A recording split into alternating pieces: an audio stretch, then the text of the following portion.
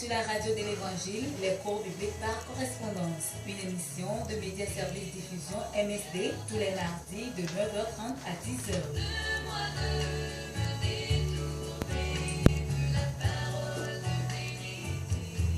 Contact 22 22 51 66 70 41 09 27 99 48 35 45.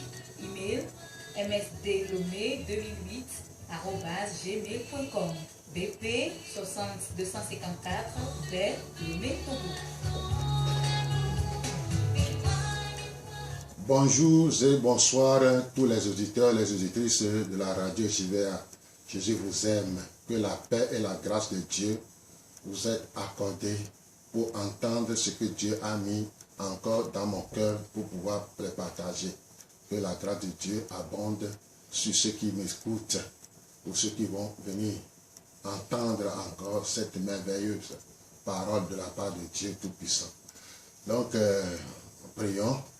Seigneur Dieu Tout-Puissant, de qui vient tous les dons parfaits, nous te célébrons, nous te magnifions, car tu es le roi des rois, le Seigneur des seigneurs, le Dieu qui n'a jamais changé. Tu es toujours le même hier, aujourd'hui, éternellement.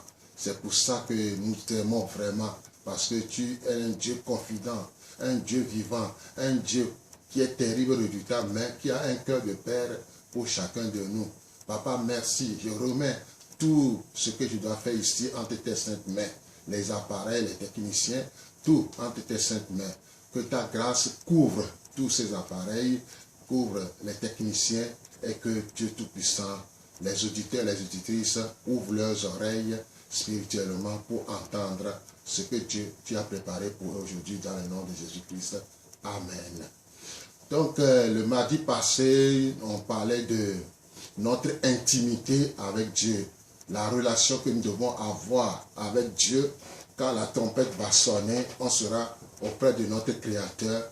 On est en train de parler de ça.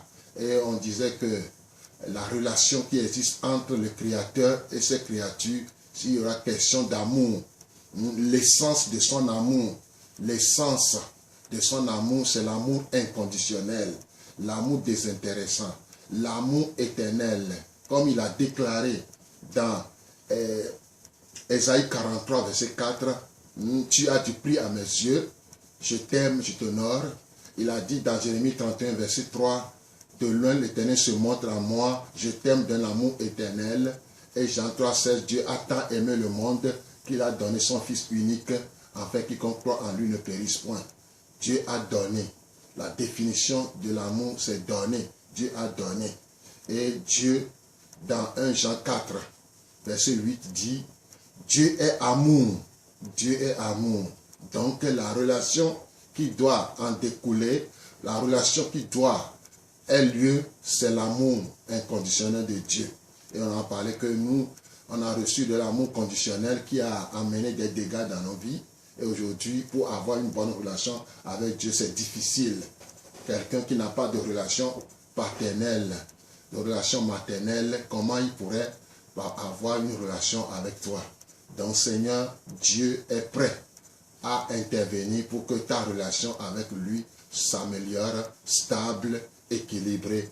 Au nom de Jésus, que Dieu te donne la force d'écouter.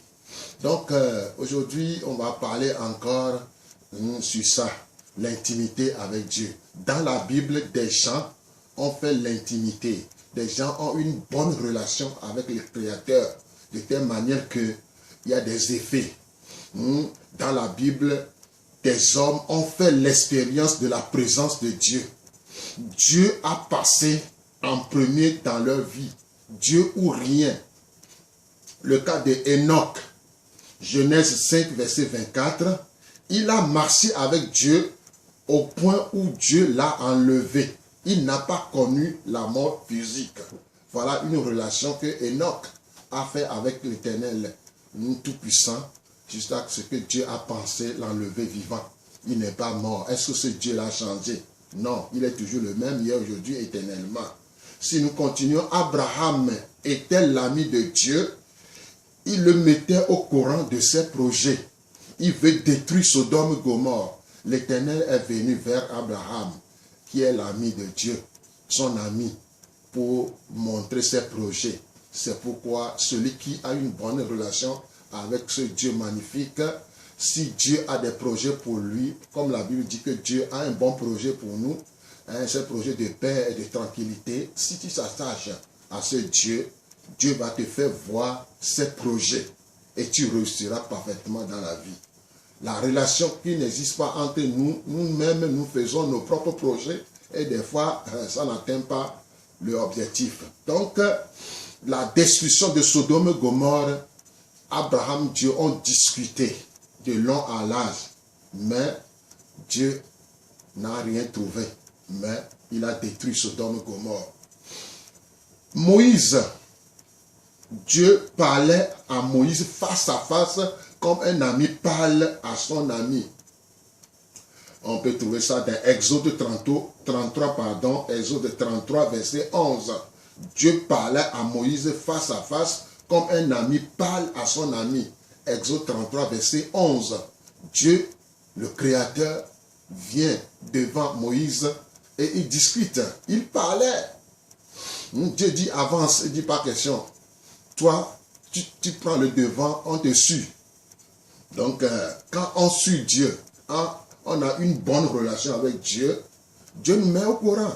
Si l'ennemi veut t'attaquer, si quelque chose ne crosse pas bien, l'Éternel, à qui tu as une bonne relation, va te faire voir, va t'aider à mieux marcher sur la terre.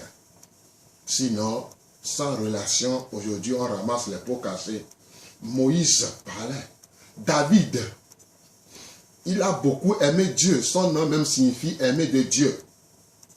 Il a écrit beaucoup de psaumes pour le louer. Il avait soif de sa présence et cherchait Adama. Les psaumes.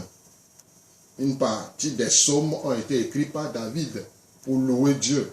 C'est avec cette relation qu'il a poussé à défier Goliath et à les terrasser.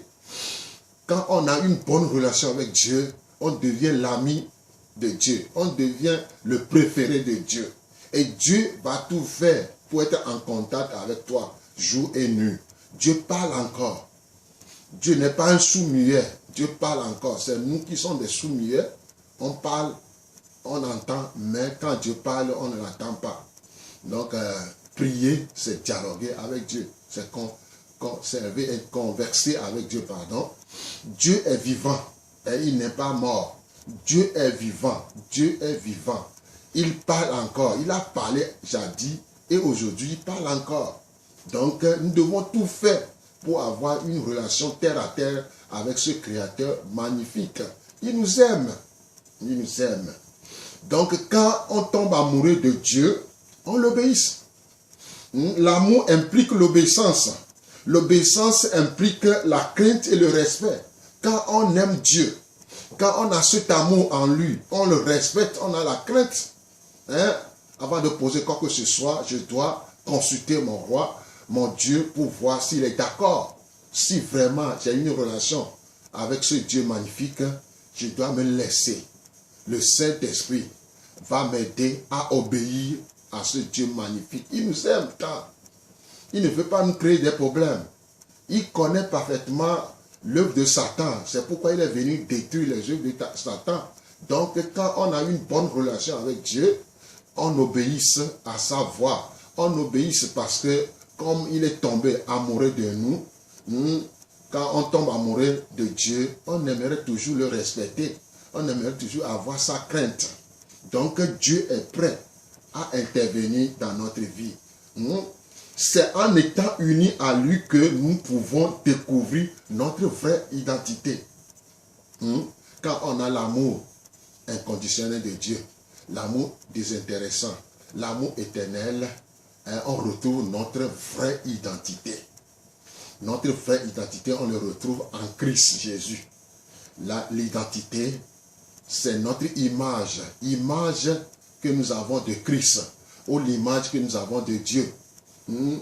Donc, si on retrouve cet amour auprès de notre Créateur, on retrouve automatiquement notre identité. L'identité d'amour. On aime toujours. Quand on aime quelqu'un, on ne veut pas faire des choses contraires. on doit faire pour que cet homme, cette personne-là, ait confiance en nous.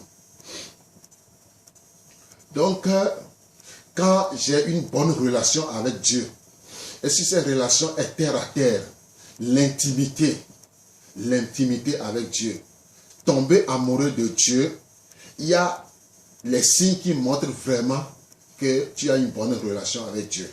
La présence de Dieu en toi apporte la joie, la sécurité dans notre vie. Quand la présence de Dieu est en toi ou en nous, ça apporte quoi? La joie et la sécurité dans notre vie. Donc cette joie, ce n'est pas cette joie que on rencontre dans nos églises, non. Cette joie, c'est le caractère de Dieu. C'est la qualité de Dieu. Quand quelqu'un s'attache à Dieu, reste chaque jour, au moins une heure de temps auprès de son Créateur, Dieu lui communique cette joie qui est un aspect positif d'une relation. Cette joie n'est pas seulement une émotion, mais aussi une qualité dont l'origine et le fondement sont en Dieu. Quand nous lisons Psaume 16, verset 11, « Tu me feras connaître le sentier de la vie, il y a d'abondantes joies devant ta face, des délices éternelles à ta droite. » Tu me feras connaître le sentier de la vie. Il y a d'abondantes joies devant ta face, des délices éternelles à ta droite. Voilà.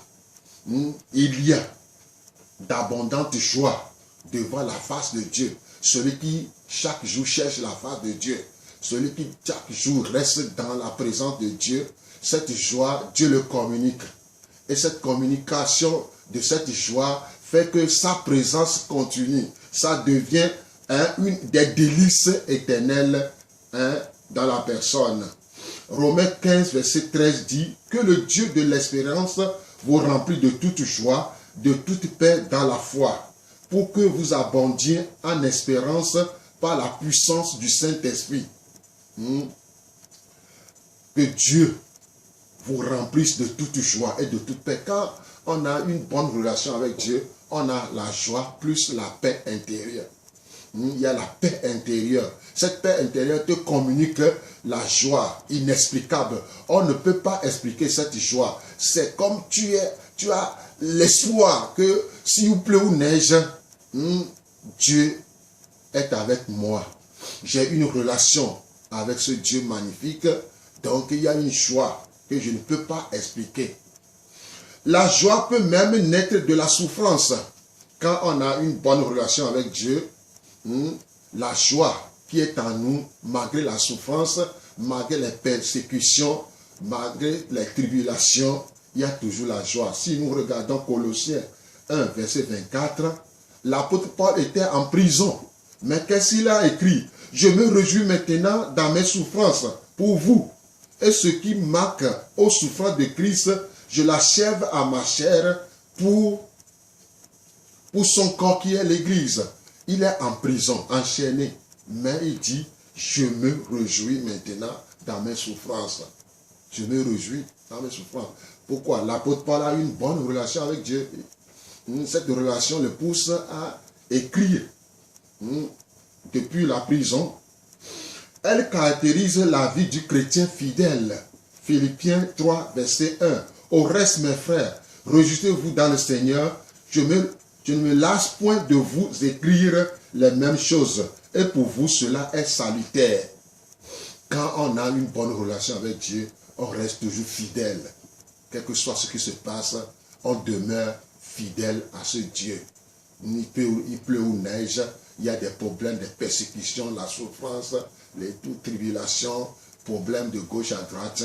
Quand on a une bonne relation avec Dieu, on reste toujours fidèle. Quand ça chauffe, on reste toujours fidèle. L'Ancien et le Nouveau Testament parlent largement de la joie. Il met l'accent sur l'importance pour l'enfant de Dieu d'être en joie. La joie a des vertus thérapeutiques. La joie a des vertus thérapeutiques. Celui qui reste toujours joyeux ne tombe pas malade. Il est toujours en bonne santé. C'est pourquoi cette joie, c'est Dieu, sa qualité qui est en toi. Donc, comme cette joie est en toi, tu es toujours joyeux. Malgré les soucis, les souffrances de gauche à droite, toi, tu es toujours joyeux. Ça t'éloigne de toutes sortes de maladies. Proverbe 15, 13 et 15 dit: un cœur joyeux rend le visage serein, mais quand le cœur est triste, l'esprit est abattu. Tous les jours de malheureux sont mauvais, mais le cœur content est un festin perpétuel. Un cœur joyeux rend le visage serein. Quand on est joyeux, ça reflète depuis notre visage. Le visage rayonne. Si on voit le cas de Moïse sur la montagne pendant 40 jours, 40 nuits, il revenait, son visage brillait. Donc, quand on a une bonne relation avec Dieu, notre cœur ici, c'est l'âme. L'âme est joyeuse. L'âme est contente. Proverbe 17, verset 22 dit: un cœur joyeux peut guérir une maladie, mais la tristesse fait perdre des forces. Un cœur joyeux peut guérir une maladie, mais la tristesse fait perdre des forces. Un cœur joyeux. Quand on est joyeux, on a la paix du cœur, on a la joie. Malgré tout ce qui se passe, on a l'espoir que si ça chauffe ou quoi que ce soit, je verrai mon Créateur. Je verrai celui qui m'a sauvé, mon Rédempteur, je le verrai. Et c'est une joie pour moi. Proverbe 14, verset 30 dit: un esprit paisible donne la santé, mais la jalousie ronge le corps. Un esprit paisible donne la santé, mais la jalousie ronge le corps. Un esprit paisible, celui qui a la paix intérieure, il a la santé. Néhémie 8, verset 10, ne vous affligez pas, car la joie de l'Éternel sera votre force. La joie de l'Éternel sera votre force. Proverbe 12, verset 25, un cœur soucieux déprime un homme. Une parole aimable le réconforte. Un cœur soucieux déprime un homme. Une parole aimable le réconforte. Philippiens 4, 4, c'est un impératif, c'est un commandement. Réjouissez-vous toujours dans le Seigneur. Je le répète, réjouissez-vous. Réjouissez-vous toujours dans le Seigneur. Je le répète, réjouissez-vous. Réjouissez-vous. Il a écrit tout ça là, en prison. Quelqu'un qui est en prison, au lieu de murmurer, au lieu de fiacrer, au lieu de dire des bêtises, il dit, depuis la prison, réjouissez-vous dans le Seigneur. Je le répète, réjouissez-vous. Voilà. 1 Thessaloniciens 5, 7 dit, soyez toujours joyeux. 1 Thessaloniciens chapitre 5, verset 7 dit, soyez toujours joyeux. C'est pas facile. Si tu n'as pas une relation d'amour, d'intimité avec Dieu, tu ne seras pas. Ça ne peut pas passer. Mais quand on a une bonne relation avec ce Créateur magnifique, on a quoi? On a cette joie. On demeure toujours joyeux, malgré quand on a la faim, les problèmes, tout ça là, intérieurement, à retrouver une bonne relation avec son Créateur. Il est fier. Donc, c'est ça. Est-ce qu'on peut continuer à avoir la joie du Seigneur dans les moments difficiles? Si j'ai une bonne relation avec Dieu, les moments seront difficiles. C'est pourquoi aujourd'hui, les temps sont durs. Nous passons dans les temps difficiles.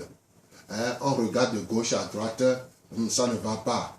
Derrière aussi, ça ne va pas. On doit avancer. Mais quand on a une bonne relation avec Dieu, cette relation d'intimité, d'amour, l'essence de cet amour se trouve dans notre cœur, dans notre personnalité. Ça présente tout ça là, malgré les difficultés, malgré les souffrances, les persécutions, les tribulations, tous de gauche à droite, on est toujours joyeux, on est content. Notons que la joie du Seigneur est différente de la joie du monde. La joie du monde est éphémère. Notre Seigneur Jésus nous dit, et maintenant je vais à toi, et je dis ces choses dans le monde, afin qu'il ait en eux ma joie parfaite. Jean 17, verset 13. Jean 17, verset 13. Et maintenant je vais à toi. Et je dis ces choses dans le monde, afin qu'il ait en eux ma joie, la joie du Seigneur Jésus en toi, prouve que malgré les tempêtes, malgré les ouragans, malgré les vents impétueux, tout ça là, tu vas te tenir, tu vas tenir jusqu'au bout, malgré les difficultés. Mais ce que nous arrive, ça montre que notre relation avec Dieu, il y a un point d'interrogation. La joie vient du Seigneur, rien ne peut l'enlever. Donc si cette joie qui vient du Seigneur est en toi, personne, les difficultés, les persécutions, les souffrances, la maladie, les problèmes, les soucis, ne peut rien enlever de cette joie. Pourquoi? Cette joie-là, c'est la qualité de Dieu en toi. Ce n'est pas une joie, quand on mange bien, on est content, on danse, on chante, on est joyeux, et après, on devient point d'interrogation. Ce n'est pas cette joie. Cette joie-là demeure toujours dans ta vie. Cette joie te conduit de victoire en victoire. Donc, on continue. La deuxième qui montre que tu as une bonne relation avec ton Créateur, la sécurité. La sécurité. On est protégé. C'est pourquoi on dit l'amour de Dieu nous apporte la sécurité dans tous les domaines de notre vie. L'amour de Dieu nous apporte la sécurité dans tous les domaines de notre vie. Quand Adam et Ève ont désobéi à Dieu dans le jardin d'Éden, la relation d'intimité qui existait entre eux et Dieu fut brisée. La peur s'est installée dans leur vie. Ils ont perdu la sécurité, la protection de Dieu. Genèse 3, 10 dit, il répondit, j'ai entendu ta voix dans le jardin, j'ai eu peur parce que je suis nu et je me suis caché. Voilà, la désobéissance a amené aujourd'hui la peur, la honte. Et c'est pourquoi la sécurité aujourd'hui, c'est difficile. Les gens sont là, mais ils sont en insécurité. Pourquoi? Parce que cette relation d'intimité entre Dieu et eux ne sont pas stables. C'est déséquilibré et ça cause la peur, ça cause la honte, ça cause beaucoup de choses. Mais quand on a une bonne relation avec Dieu, la peur disparaît et la sécurité demeure. On n'est plus caché. On est maintenant sous la main de Dieu. Comme la Bible a dit dans 1 Jean 4, 18, la crainte n'est pas dans l'amour, mais l'amour parfait bannit la crainte. Car la crainte suppose un châtiment, et celui qui craint n'est pas parfait dans l'amour. L'amour de Dieu. Quand on a cette bonne relation, la crainte, la peur, le doute, le découragement disparaître. On est joyeux, on est content, on est protégé, on est sous la protection de Dieu. Comme la Bible dit dans Psaume 91, celui qui demeure sous l'abri du Très-Haut est caché sous les ailes de l'Éternel des armées. Il n'y aura rien. Donc, c'est dans sa présence que nous allons expérimenter la joie, la sécurité. Nous sommes inondés de son amour et nous sentons en sécurité. Seul Dieu peut nous donner toute la sécurité dont nous avons besoin. En nous, il y a un vide qui seul peut combler. Lui-même invite chaque homme à le chercher en mettant sa soif en lui. Donc celui qui a une bonne relation avec Dieu, il y a la joie, il y a la sécurité, on a la soif de le connaître chaque jour. On a la soif d'aller vers lui, de le consulter. Prier, c'est dialoguer avec Dieu. Donc, si j'ai une bonne relation avec Dieu, c'est comme quelqu'un qui a bu des cocktails de fruits, mais qui a soif encore de l'eau. Donc, on a reçu Jésus-Christ comme Sauveur Seigneur. Alléluia. C'est une bonne chose. Mais on a la soif de le connaître, c'est ça. On a bu cocktail de fruits, mais on a besoin de boire encore de l'eau. C'est ça. On doit tout faire pour que cette soif de Dieu s'accomplisse jour et nuit. La soif de Dieu suscite en nous une détermination à chercher Dieu. Elle nous éloigne de la religiosité, nous garde de la routine. C'est une caractéristique du serviteur de Dieu. Celui qui cherche Dieu de tout son cœur le trouve. Selon Jérémie 29, 13 et 14, vous me chercherez et vous me trouverez. Si vous me cherchez de tout votre cœur, je me laisserai trouver par vous, dit l'Éternel des armées. Dieu est précieux. Dieu est bon. Dieu est vivant. Il veut faire de toi son ami. Il veut faire de toi son confident. Il veut faire de toi son amoureux. Donc c'est à toi de lever et chercher à rester dans sa présence. À tout faire pour avoir une bonne relation avec ce Créateur magnifique. Dieu est tout puissant. Il est amour. Il veut. Pourquoi il nous a sauvés? Il nous a sauvés pour nous avoir. Il nous a sauvés pour qu'il ait une bonne relation avec nous. Le fait d'aller à l'église, c'est une bonne chose. Le fait de trouver Dieu et faire une bonne relation avec Dieu, c'est ça l'équilibre. C'est ça la stabilité. C'est ça la stabilité. Beaucoup de gens n'ont pas cette stabilité. Pourquoi? Parce que la relation qui existe entre Dieu et eux a été brisée, détruite. Donc il ne peut pas. Mais je te dis aujourd'hui, toi qui m'écoutes ou toi qui me vois, pense que Dieu est capable. Ce n'est pas encore fini pour toi. Ce n'est pas encore fini pour toi. Dieu est là. Dieu est vivant. Il n'a pas changé. Il est toujours le même hier, aujourd'hui et éternellement. Viens aller chez lui dans sa présence et il va te faire comprendre beaucoup de choses. Dieu vous aime. Sa grâce surabonde tous les jours dans notre vie. Donc, venez à lui.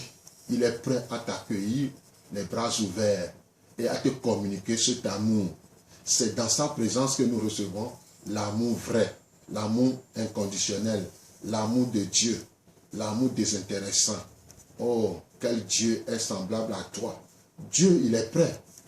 C'est à toi maintenant de se lever et d'aller vers lui pour recevoir cette chaleur de cet amour, pour que la joie demeure, la sécurité demeure et qu'on a la soif de le connaître jour et nuit.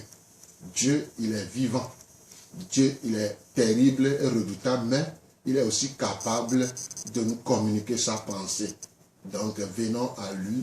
Il est prêt à le faire avec joie et avec amour. Merci pour les auditeurs et les auditrices. Je vous invite à fouiller dans la Bible. Nous parlons du cours biblique par correspondance. Les cours bibliques nous poussent à faire, à lire, à faire des exercices, à fouiller, à faire des commentaires, à chercher à mieux comprendre certains versets. Tout ça se trouve dans les cours bibliques par correspondance. Donc, si vous aimeriez faire les cours bibliques par correspondance, pour pouvoir faciliter la tâche, nous avons déposé certaines enveloppes contenant la première leçon, les fiches d'inscription et les notions, tout ça là, dans certaines pharmacies auprès de nous. La pharmacie El Shaddai en face de l'Estao, entrez et demandez l'enveloppe. Quand vous prenez l'enveloppe, nous t'en supplions, fais l'exercice et ramène l'enveloppe avec la première leçon et les fiches d'inscription. Nous avons déposé à Zanguera, pharmacie Zanguera, en face de lycée Zanguera. Pharmacie Zanguera, en face de lycée Zanguera. Nous avons déposé aussi à la pharmacie Adonai, non loin de Philopathe, en face de station Étoile Rouge. Entrez là-bas, vous aurez votre cours. Et près de nous, à Tocoin Séminaire, face à l'église catholique, il y a une école qu'on appelle école, auto-école Petit Jésus. Entrez et vous trouverez votre cours. Pour ceux qui sont dans la basse ville, à Baie et ses environnements, entrez dans le centre communautaire de Baie, demandez d'après Frère Paul et vous aurez vos cours. Prenez les cours, faites l'exercice et ramenez. Beaucoup de gens ont pris l'enveloppe, ils n'ont pas ramené. Oh, c'est triste. C'est triste. Tu as décidé de faire les cours bibliques, tu prends l'enveloppe et l'exercice, tu ne retournes pas pour corriger et te donner encore de nouvelles leçons. C'est triste. Donc ceux qui m'écoutent, qui ont commencé à faire les cours bibliques, et qu'ils ont oublié quelque part, nous te demandons, fais tout pour ramener les cours, pour que la grâce de Dieu abonde encore davantage sur toi. Que Dieu te bénisse, que la grâce de Dieu soit avec vous. Donc, si vous voulez me contacter, 228, plus 228, 70, 41, 09, 27. 70, 41, 09, 27. Move 99, 48, 35, 45. 99, 48, 35, 45. Et vous pouvez demander des renseignements. On peut vous aider aussi. Seigneur, nous voulons te dire merci pour le moment que nous avons passé ensemble à tes pieds pour communiquer ta pensée aux auditeurs et aux auditrices que je recommande entre tes saintes mains. Veillez, Papa, les assister. Nous vivons dans les derniers temps. Les temps sont durs. Mais avec ta relation, Seigneur, je sais qu'on ira dessous de l'avant. Papa, merci pour la compréhension que tu as donnée aux uns aux autres. Merci maintenant que tu les as fait comprendre ta volonté. Sois avec eux au nom précieux de Jésus-Christ, notre Seigneur. Amen.